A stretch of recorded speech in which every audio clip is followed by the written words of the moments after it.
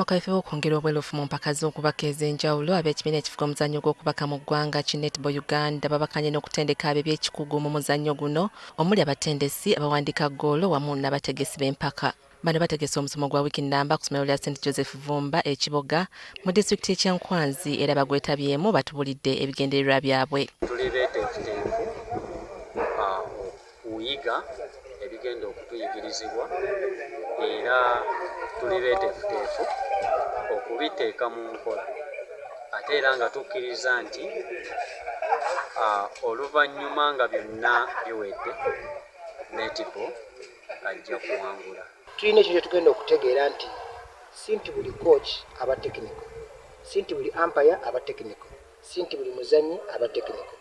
Ensonga lwaki region Buganda esazeewo okulaba nti bateekawo omusomo guno okulaba nti tuba ne ba technicals abali specific mu mulimu ogwo mu muzannyo guno ogwa netball. Basomeseddwa yaliko omutendesi wa ttiimu y'eggwanga ey'okubaka Fred Mogera. Tujja kuba nga tutambula eggwanga lyonna okuba nga tugezaako okutraininga aba-officials bano basobole okulwanya nti bategere enjawulo eriwo wakati w'aba-umpires abalamula netball ne ba-coaches wamu n'abo ba-technical officials abali ku mulimu ogwo okubbira ku meeza nga bawandiika ggoolo nga bwe ziteebeddwa n'ebintu ebirala ebifaananako ng'ebyo ebiba biguddewo mu netball ng'azannyibwa. Akulira omuzannyo gw'okubaka mu kitundu kya Buganda, Sarah Nkonga atubulidde omugaso gw'emisomo ekikula kino n'engeri gye kigenda okuyambamu omuzannyo.